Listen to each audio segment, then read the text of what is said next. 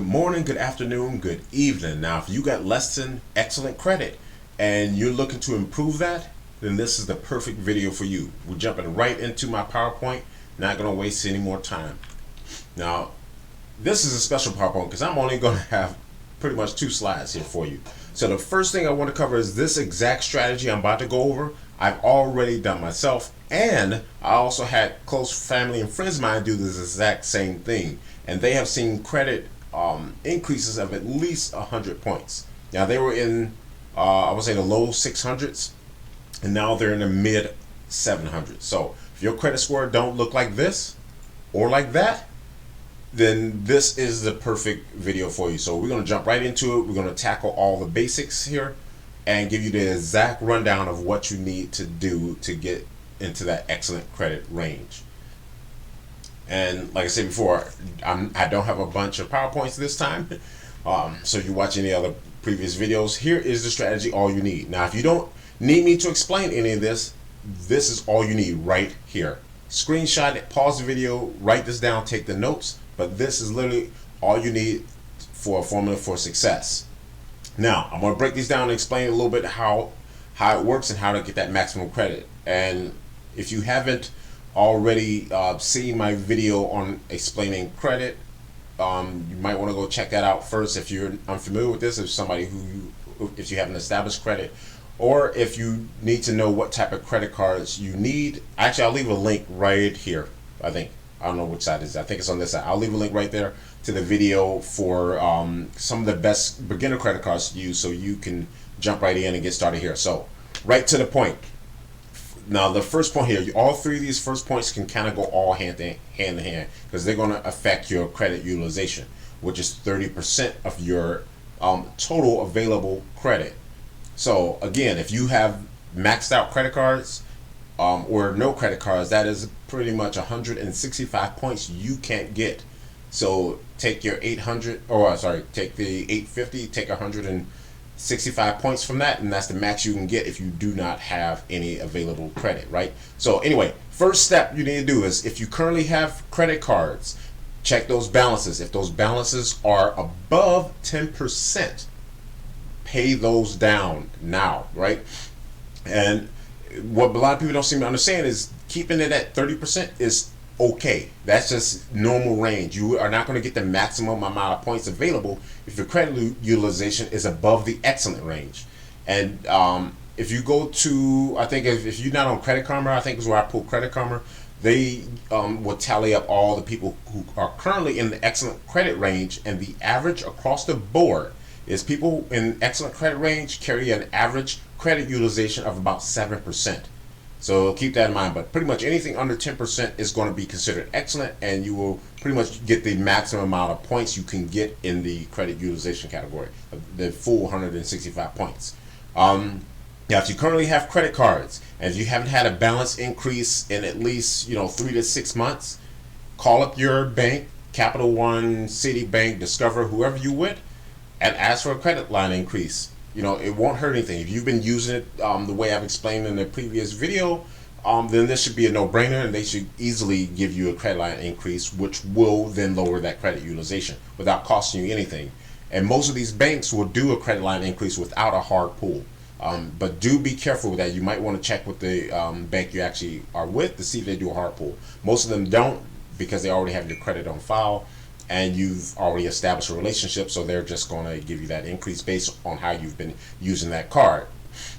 Okay, become an authorized user. Now, I do say careful on this one because you hear a lot of people talking about it, but this is pretty much how it's going to break down, and this is the criteria you want to look for before you consider this. Now, first of all, an authorized user just means that you are added onto someone else's credit line.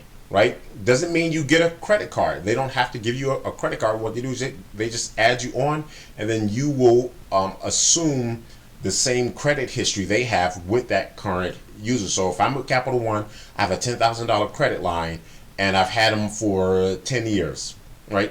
And I add you on as an authorized user, you now will get that exact same history. And the reason I don't authorize that, authorized users don't have the same effect it would have with if it was your own account. It still was going to give you a boost, but typically what I tell people to do is if you're going to go with an authorized user, use that as a temporary boost in order to apply for a credit card that you possibly can't get. So if you have a savings, you have a 600 credit score and you need like a 630 in order to get, some fancy flagship card, right? What you do is if you have somebody who has excellent payment history and a high credit line with a long history of payments, you want to ask them to add you as authorized user. Tell them you don't need a card, you just want to have them add you to that account, and they can keep you on or just add you temporary. But either way go, the whole point of that is to get you that boost, and then which will happen pretty much the next time your credit report updates, which would be the next month. So all this can be done in the next month. You can see a jump easily 100 points, if you're in the 600s. So anyway, you have them add you. Once that gets updated on your credit report, once that new credit or once that is reported to your credit report, you then go and apply for that, that flagship card or whatever that you wanted to get, because now you're going to look better. It's going to show that you have extended credit. You're going to have a large credit line and you have good payment history, and your length of credit is going to be a lot longer. So, but anyway, like I said, I usually tell people don't bank on that. That's just a good hack to kind of get you that jump right away, especially if you don't have any credit. That's probably the best move to do. Go with like your mom, dad, or uncle, cousin, older sibling, somebody who's had longer credit, better credit, and higher credit line, right? If you don't even have anyone that can do that, there's other services out there where people will pay to get authorized user. I don't advise that or recommend it, but hey, to each their own. But like I said, that is probably the least of the most important things on this list right here. So moving on to the fourth one on here is use secured credit card. Like again, this is like I said, I have the video. I linked it earlier. I'll go check that out. And like I said, it has some of the best beginner friendly credit cards you can get that are secure. So if you have a few $100 up to a few $1,000s, you can go right to these secure credit cards and establish you a credit line right away. So if you got $1,000, well, we say $500, not everyone just walk around with $1,000, right? But same as you only have $500, you can go and get you one of these secure cards, which will eventually graduate to a unsecured card, and you'll get that money back, right? But like I said, if you establish this brand new, drop your $500, now you have. Oops, somebody's calling me. So anyway, not cutting that out. So like I said, you will get that secure credit card, and then you're good to go. And if what I would advise, like say if you don't have any credit but you do have money saved up, this is a good approach to take, where you can even open multiple secure cards at the same time. 2 or 3, just so you can start getting that payment history built up. And it's going to take a little bit longer, but hey, it'll work out. And then last but not least is you want to get your credit. Get credit for your rent and utility payments. So I just listed 2 services. There are a lot more than that, by the way. I just listed the 2 services that I knew of, that I know people use. Rent Reporters is one. They do charge a one-time $95 enrollment fee plus a $10 monthly fee, and that enrollment fee will cover the back 2 years. So it will backdate your rent history 2 years onto your credit report, and that's something that a lot of people do and don't realize they can do. And like I said, it's going to build up your payment history and things like that. So you'll see instant boost from that.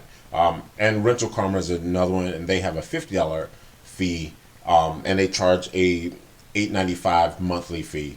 And one thing I like about them is that you can actually add a roommate or a spouse for a one-time $25 fee, and then you can add an additional $5 per month on top of that $8.95. So if there's multiple of you living in one place, you can add them all onto the one Rental Karma account, right? Now, with that being said, that is all I got. Please check out my other videos. If this gave you some insight, dropped a little bit of knowledge, please give me that thumbs up, hit the subscribe button and the bell notification so you know the next time I drop the next video, which is most likely going to be tomorrow morning. Like I said, I hope you enjoy and have a good rest of your day. Peace.